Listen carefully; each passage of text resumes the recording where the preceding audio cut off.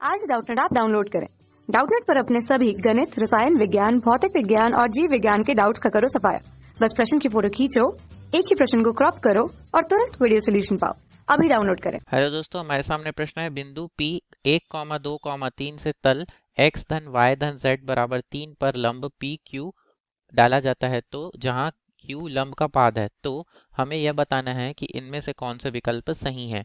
तो देखिए दोस्तों, यहाँ पर क्या कर देते हैं, हम एक समतल बना लेते हैं। तो देखिए इस प्रकार का हमारा ये समतल है। अब इस समतल पर एक बिंदु P जिसका निर्देशांक दिया गया 1,2,3 से इस समतल पर इस प्रकार का लंब डाला जाता है। तो इस समतल पर लंब है कितने अंश का, 90 अंश का कोण बनाएंगे ये समतल और रेखा। और जहां ये लंब का पाद का निर्देशांक क्या हो जाएगा, Q, ये हो जाएगा x, y, z।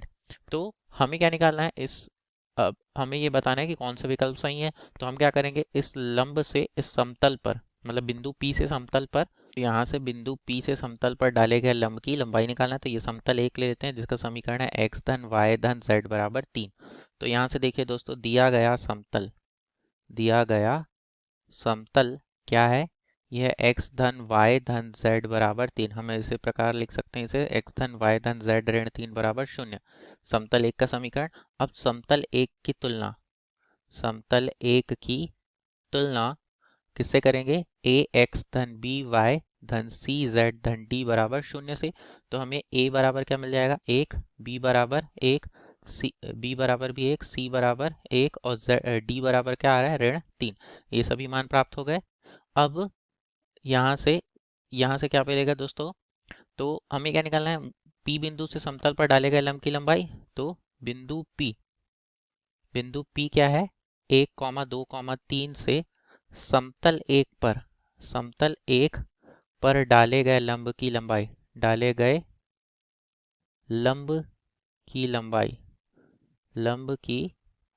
क्या हो जाएगी, PQ निकाल लेते हैं। तो देखिए विकल्प में दिया गया PQ का मान वो है सही है कि नहीं। तो PQ के लिए क्या हो जाएगा, मॉड के अंदर ax1 धन by1 धन cz1 धन d पूरे का बटा करनी में a का वर्ग, क्या हो जाएगा, करनी में a का वर्ग धन b का वर्ग धन c का वर्ग। अब इन सभी मानों को हम यहाँ पे रख देते हैं। तो PQ बराबर क्या आ रहा देखते हैं।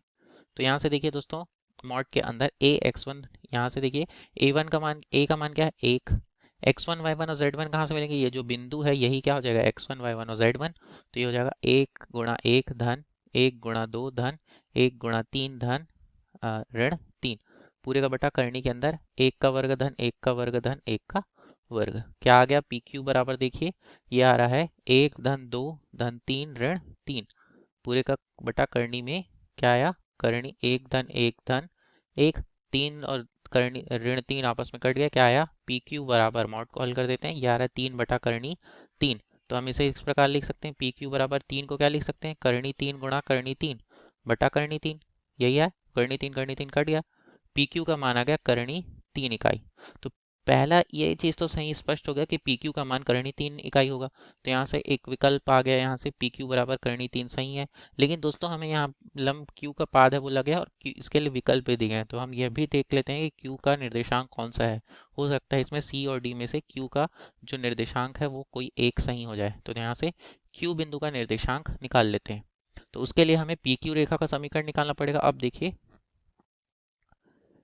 अब चूंकि PQ रेखा समतल पर लंब है, तो समतल के दिग अनुपात, के अभिलंब के दिग अनुपात रेखा के दिग अनुपात के बराबर होंगे, PQ रेखा के दिग अनुपात के बराबर होंगे। यानी PQ रेखा का दिग अनुपात क्या हो जाएगा, यहाँ से PQ रेखा के दिग अनुपात, यहाँ से क्या हो जाएंगे, ये जो हमारे समतल के अभिलंब के दिग अनुपात है, यानी a बराबर 1, b बराबर 1 और c बराबर क्या आएगा, 1, ये हो जाएगा। और चूंकि तो PQ रेखा का समीकरण, तो यहाँ से क्या हो जाएगा, x ऋण x1 बटा a बराबर y ऋण y1 बटा b बराबर z ऋण z1 बटा c बराबर k, ये हो जाएगा। अब x1 y1 और z1 की जगह पे क्या हो जाएगा, चूंकि PQ रेखा बिंदु P जो क्या है 1 2 3 से जाती है, इस बिंदु से होकर जाती है, और ABC का मान तो हमें पता है। तो यहाँ से क्या हो जाएगा, x1 y1 और z1 की जगह x1 y1 और z1 ये 1 2 3 रख देंगे, तो क्या आएगा x ऋण 1 बटा 1 y ऋण 2 बटा 1 बराबर z ऋण 3 बटा 1 बराबर k। तो यहाँ से x y और z का मान मिल जाएगा। तो x का मान क्या आएगा, k धन 1, y का मान आएगा k धन 2 और z का मान आएगा k धन 3।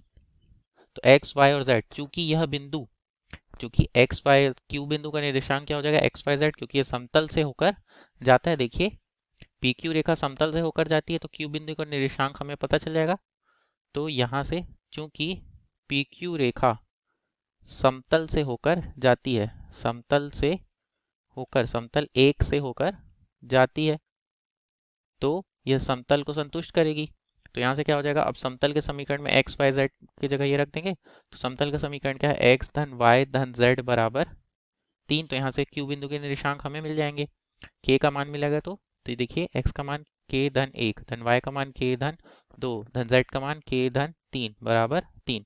क्या आ रहा है, तो ये आ गया 3 k धन, ये क्या हो जाएगा, ये हो जाएगा 3 और 2 5 और 1 6। तो 3 के धन 6 बराबर 3। तो 3 के बराबर 3 ऋण 6। तो 3 के बराबर क्या आ गया, ऋण 3। तो k बराबर ऋण 3 बटा 3। तो यहाँ 3 एकम 3 3 एकम 3 क्या आ गया, ऋण 1। k का मान आ गया दोस्तों ऋण 1।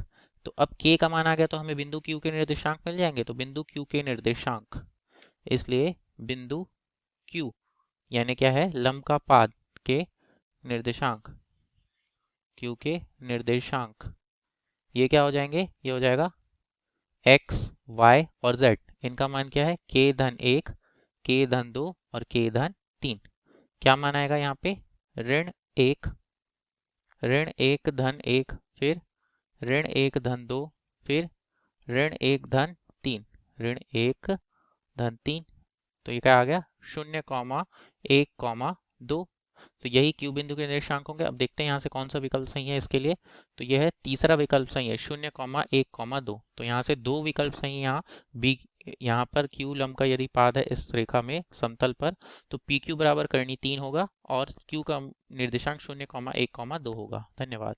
कक्षा 6वीं से 12वीं से लेकर नीट IIT JEE वो एडवांस के लेवल तक 1 करोड़ से ज्यादा छात्रों का भरोसा। आज ही डाउनलोड करें डाउटनेट ऐप या व्हाट्सएप करें अपने सारे डाउट्स 8400 400 400 पर।